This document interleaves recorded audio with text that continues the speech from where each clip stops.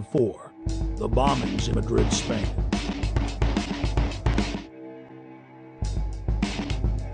Years after the blast that rocked trains in the city of Madrid, Spain, the government admits that al-Qaeda had no connection to the attacks. Every one of the supposed bombers had intimate links to the Spanish security services, including the head of their bomb squad. The alleged leader of the bombers, who reportedly gave dynamite to the terrorists, was connected to the Madrid bomb squad. And we see the exact same earmarks, the same MO in the London bombings that we witnessed in Madrid. On the morning of July 7th, 2005, 3 trains and a city bus were ripped to pieces when 4 military-grade explosive devices detonated. At 8:50 a.m., 3 explosive devices simultaneously detonated on 3 separate trains.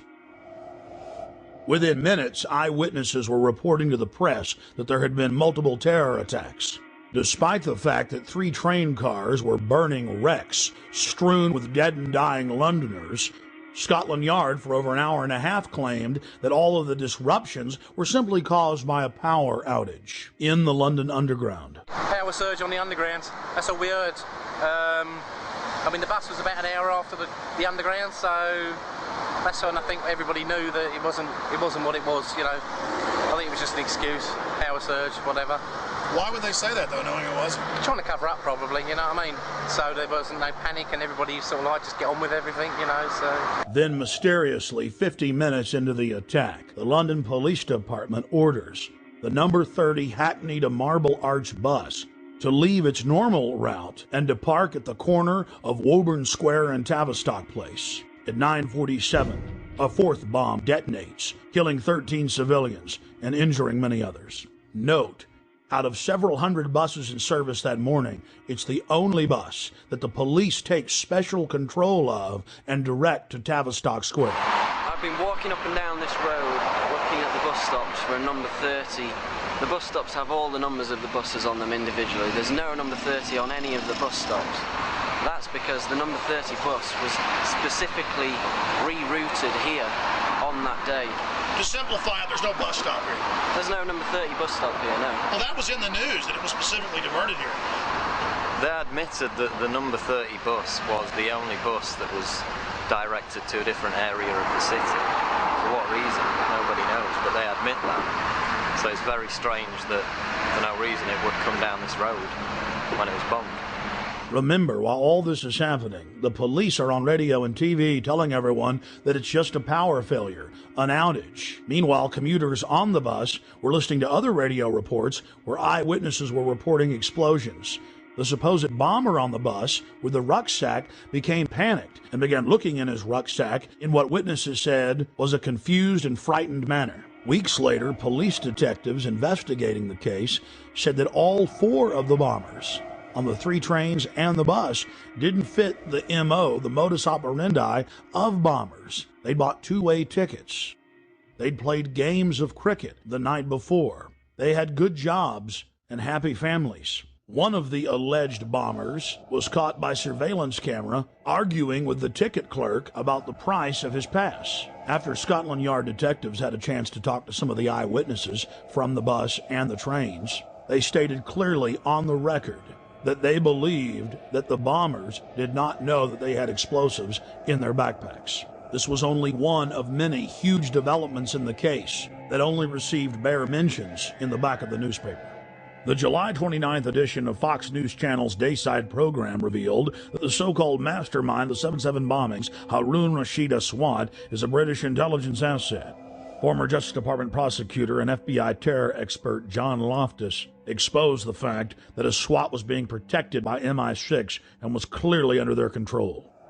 Aswad is believed to be the mastermind of all the bombings in London. On the 7/7 and 7/21, this is the guy, we think. This is the guy, and what's really embarrassing is that the entire British police are out chasing him, and one wing of the British government, MI6, or the British Secret Service, has been hiding him.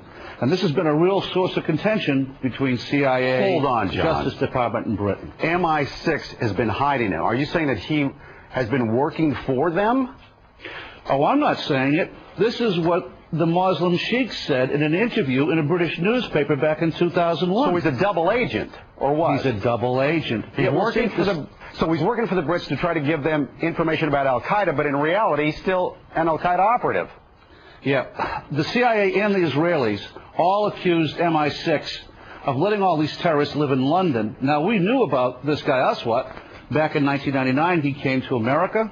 The Justice Department wanted to indict him in Seattle because him and his buddy were trying to set up a terrorist training school in Oregon. The headquarters of the U.S. Justice Department ordered the Seattle prosecutors not to touch Aswat. Hello. Now, hold on. Why? And that's, well, apparently Aswat was working for British intelligence. Now, there's a split of opinion within U.S. intelligence. Some people say that the British intelligence fibbed to us. They told us that Aswat was dead, and that's why the New York group dropped the case. That's not what most of the Justice Department thinks. They think that it was just, again, covering up for this very publicly affiliated guy with al-Mujaroon. He was a British intelligence plant. Our CIA says, okay, let's arrest him, but the Brits say no again? The Brits say no. Now, at this point, 2 weeks ago, the Brits know that the CIA wants to get a hold of Haroon. So what happens? He takes off again. Goes right to London. He isn't arrested when he lands. He isn't arrested when he leaves. Even though he's on a watch list. He's on the watch list. The only reason he could get away with that was if he was working for British intelligence. He was a wanted man. And then takes off the day before the bombings, as I understand it? Yeah, and goes to Pakistan. The Pakistanis arrest him. They jail him. They jail him. He's released within 24 hours. In London, we spoke with David Shaler, a former MI5 agent who was convicted of breaking the Official Secrets Act and imprisoned for 6 months. With regard to 7/7, there's been a witness report now included in a local British newspaper called the Cambridge Evening News, in which somebody who was on one of the tube trains says that he didn't see a man with a rucksack. In fact, after the explosion, what he saw was metal pointing upward from the bottom of the carriage. That would indicate, of course, that the bomb was not carried onto the tube train, but was in fact attached underneath it. Now again, nobody in the British national press is following that up. Now I hope investigators and the police are. A current member of British Parliament and a former cabinet minister in Prime Minister Tony Blair's government, Michael Meacher, was sacked in 2003 for raising important questions on the eve of the Iraq War. Atrocity of London bombings where 56 people were killed. That was on the 7th of July, 7/7 we call it. It's a very convenient way of ensuring there is fear, of ensuring that there is control, and of ensuring that those who are in the know, and of course we cannot tell you because it is all secret, are in a position of extreme power. As part of our inquiry into the London bombing, we wanted to investigate the suspicious death of Jean-Charles de Mendes. Within days of his brutal murder at the Stockwell tube station in the London Underground, evidence of a cover-up began to emerge. What did you witness with the unfortunate Brazilian man that died? All we saw was the police running into the station with guns. That's all we saw. We didn't see anything else at all. And then after that, a couple of seconds after that, we were vacated down South Lambeth Road. That was all we saw. We didn't see anything else.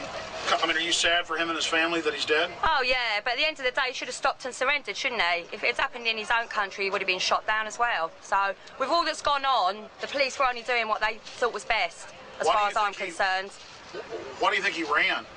Well, because his visa had run out, obviously, but he's not going to have armed police running after him just because his visa's run out, has he? So the police were protecting, you know, the people travelling on the tube, so I don't see any wrong in what the police have done at all.